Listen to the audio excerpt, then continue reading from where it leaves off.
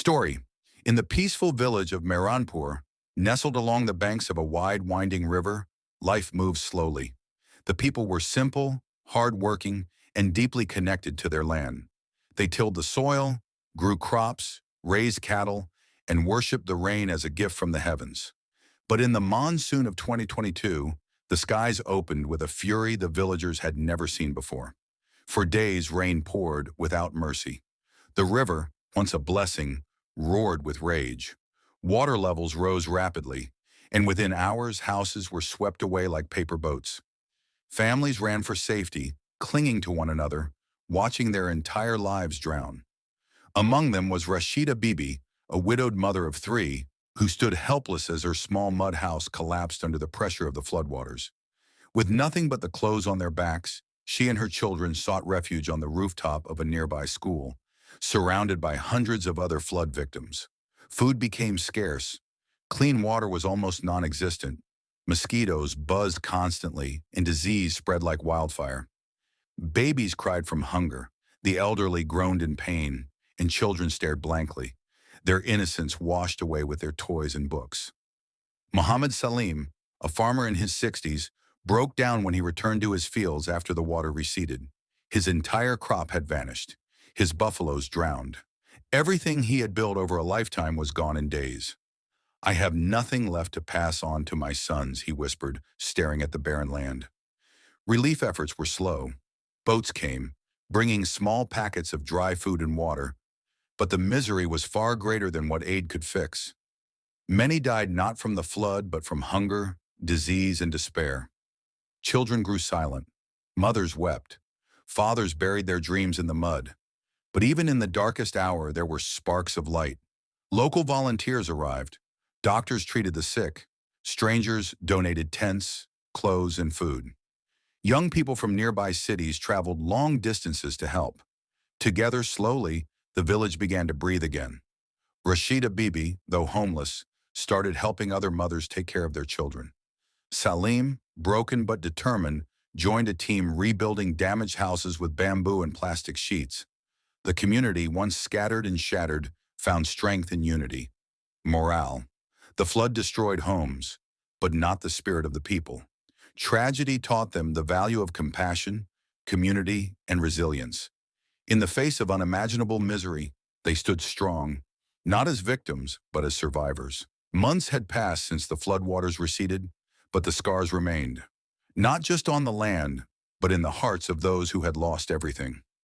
Life in Mehranpur was no longer the same. The once green fields were now patches of cracked earth. The air was filled with dust instead of the scent of crops. Yet among the rubble, a new chapter was quietly unfolding. A tent city had risen on the outskirts of the village. Makeshift homes built from tarpaulin, bamboo sticks, and donated sheets. There was no electricity, no proper sanitation, but there was hope. Hope that tomorrow would be better. Rashida Bibi, whose three children once cried with hunger, was now part of a women-led kitchen committee. Each day, she helped cook meals for hundreds of displaced families using food donated by charities. Her hands, once busy weaving baskets for a living, now stirred giant pots of lentils and rice, feeding not only bodies but broken spirits. Meanwhile, Salim, the old farmer, began teaching young boys how to prepare the land again. "We may not have seeds today," he told them, "but the land is still ours. And as long as we stand on our feet, we can grow something new."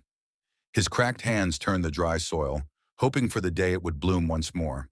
Children who had stopped smiling were slowly returning to laughter. A group of local teachers began holding classes under a tree, using slates and chalk. The flood had washed away their school, but not their desire to learn. Little Amina, Rashida's daughter, who had once fainted from hunger, now led morning prayers before lessons began. As weeks turned to months, aid workers built hand pumps for clean water. A medical camp was set up with volunteer doctors. Some families received building materials to start reconstructing homes. The government, though slow, began sending compensation to victims. Not enough, but something. But not all wounds heal quickly. Some mothers still searched for children swept away in the flood. Some men sat quietly, staring at photographs of loved ones lost. Trauma clung to every corner of the camp.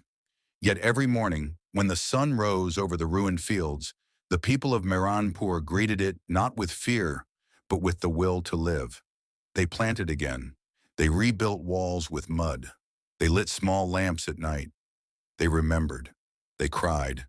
And then they stood up and tried again. A year had passed since the deadly flood. The village of Mehranpur, once buried in sorrow, now stood with silent strength. The memories of destruction still lingered in every corner. Broken walls, lost photographs, and names no longer called. But life had begun again, gently and quietly. Rashida Bibi had rebuilt a small mud house with the help of volunteers. She started selling handmade snacks at the village corner, earning enough to send her children back to school. Her youngest son, Zion, who had once been weak with hunger, now ran freely in the streets, his laughter echoing like music. Salim, the old farmer, had replanted his land. The soil was stubborn, but he was more determined. This time, neighbors worked together, sharing tools, seeds, and even hope. A harvest began to grow again. Salim often sat under a neem tree, whispering prayers for those who didn't survive. The government had helped rebuild the local school and a small clinic. Roads were repaired, wells were cleaned, and trees were planted. But the true strength didn't come from officials or aid. It came from the people. They were the hands that lifted each other, the hearts that refused to give up. Though the pain of loss could never fully fade, the flood had taught them what truly mattered: unity, resilience, and compassion. They were no longer just victims. They were survivors, fighters, builders of a new tomorrow. As the sun set on a peaceful evening, children played in the fields once drowned in water. The sky, once dark with storm clouds, now glowed with golden light. And in that moment, Mehranpur stood not as a broken village, but as a symbol of hope. Moral: even the deepest waters cannot drown the spirit of a united people. From ruin rises resilience. From sorrow grows strength.